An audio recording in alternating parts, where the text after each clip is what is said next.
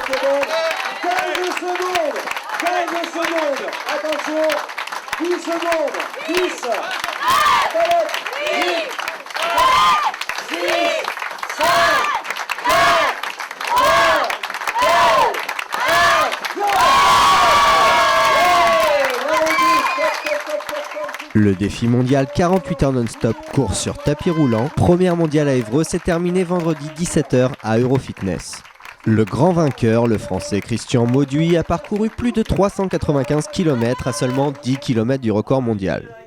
Christian Faton, qui a mené la course pendant un bon moment, se retrouve second avec plus de 352 km et notre guerrier hébroïcien Jean-Pierre Guillaumard l'a talonné en arrivant troisième pour presque 343 km parcourus. Suivent ensuite Olivier Chaigne, 251 km, William Sichel, l'Écossais, avec 240 km, et enfin l'Anglaise Sharon Gaiter, seule femme de la course qui n'est pas très loin derrière avec presque 230 km. La course, une course hyper intéressante en fait. Hyper intéressante parce qu'elle a été vraiment riche en rebondissements. C'est-à-dire qu'on a eu au départ Olivier qui est parti très vite. Bon, moi je connais un peu Olivier. Assez rapidement, je me suis dit tiens, ça va pas aller très loin cette affaire, surtout que lui il venait, il a été prévenu au dernier moment. Et ensuite, on voit Christian Faton qui part très fort et qui se casse la figure en fait. J'étais vraiment désolé pour Christian parce qu'en fait il avait fait un très bon début de course.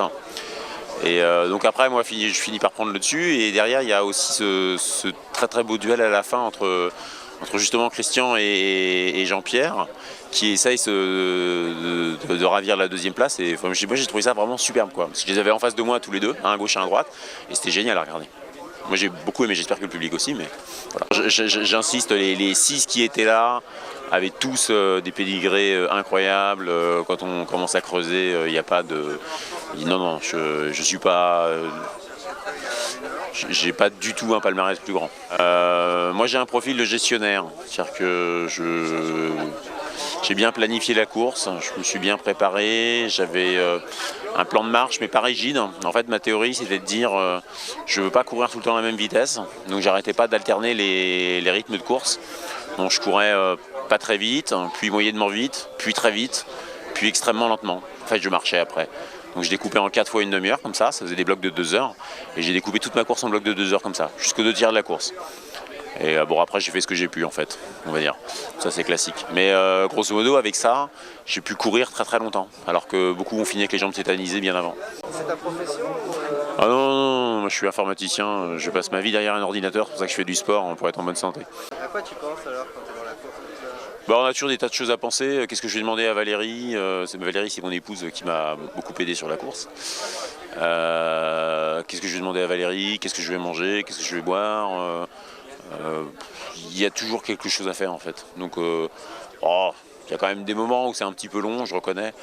Mais c'est pas un problème en fait. Faut pas faire ce sport si on ne sait pas s'occuper tout seul. Ouais, non, c'était vraiment excellent en fait. On a été reçus comme des rois et moi j'ai bien aimé ce cadre en fait, c'était très sympa. J'ai bien aimé justement le fait qu'on rencontre des gens dans la journée qui venaient au club, etc. Enfin, c'est super quoi. Comme ça on avait des spectateurs, etc.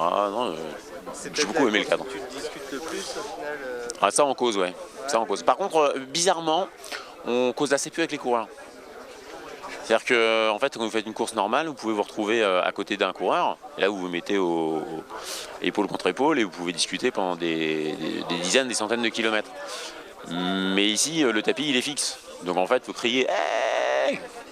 Ça c'est pas très pratique en fait. Par contre, on peut discuter avec les accompagnateurs, les spectateurs, etc. Mais donc c'est différent. Moi, j'avais répondu positif à l'invitation à cette course parce que je me suis dit mais ça c'est vraiment j'ai jamais fait un truc pareil, ça a l'air original, marrant, je suis obligé de dire oui quoi. Alors, il y avait une prime pour le 360e kilomètre, le 385e, je vous ai épargné les détails, et le record du monde que j'ai raté, n'est-ce pas? Donc 10 km c'est énorme, hein. 10 km ça coûte très cher.